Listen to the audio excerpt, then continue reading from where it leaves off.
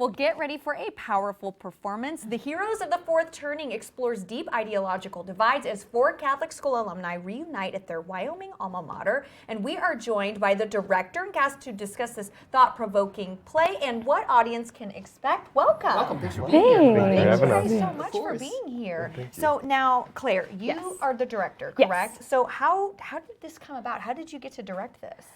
So this is actually my thesis project, so I got a lot of say in this. Yes, ma'am. And I actually thought I wasn't ready to direct this play, and then my mentor Morgan Hicks was like, "Come on, do the thing," and I was like, "Okay, I'll do hard things." But I have always been really interested in like the radicalization of politics and religion, and like how we get to that place as people, and how like I went to Catholic school my entire life, and I can see the trajectory of like.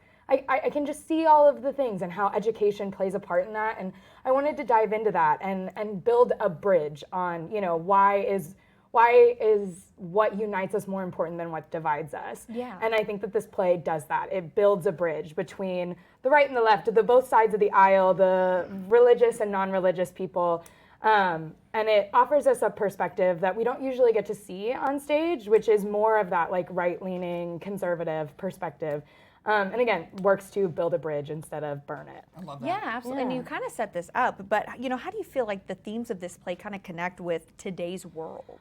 We've had an interesting time in rehearsals in the last week because our play is set in Trump's first administration.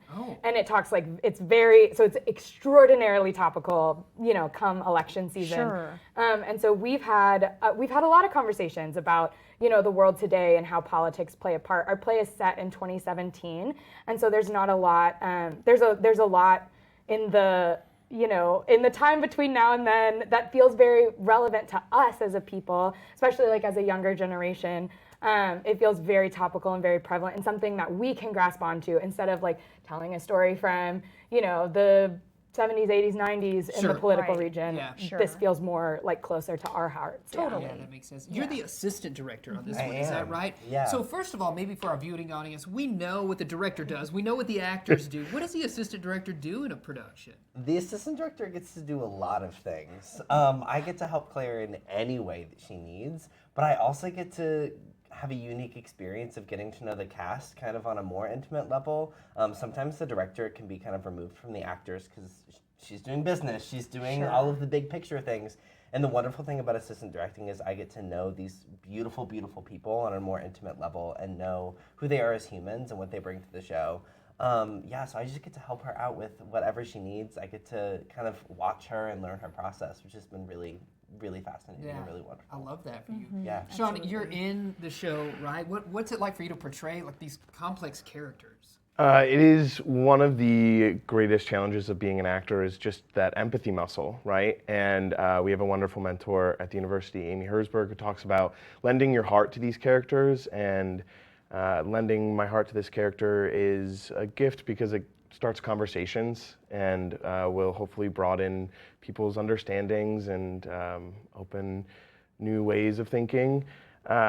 But it's been really fun and enjoyable, and messing around with a Southern accent is definitely fun on stage. Can you give us a little tease? Oh no, no. You have to pay good money to come see that. I like that. So what's your character's name? Can you give us a little bit of a description of who that character is? Absolutely. I play Justin. He is a 38-year-old who has come to this university that is in Wyoming.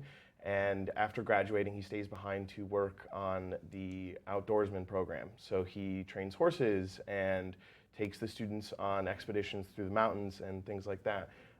But he is an ex-Marine, he's an ex-sharpshooter, and he's a very complex and interesting human being that I hope you all get to check out on stage. Oh, yes, well, thank you for joining us today. You can go see this one. It's at the Global Campus Theater, this one, as opposed to the theater that is on the University of Arkansas campus, just off of the Fayetteville Square. You can see some details right there on your screen.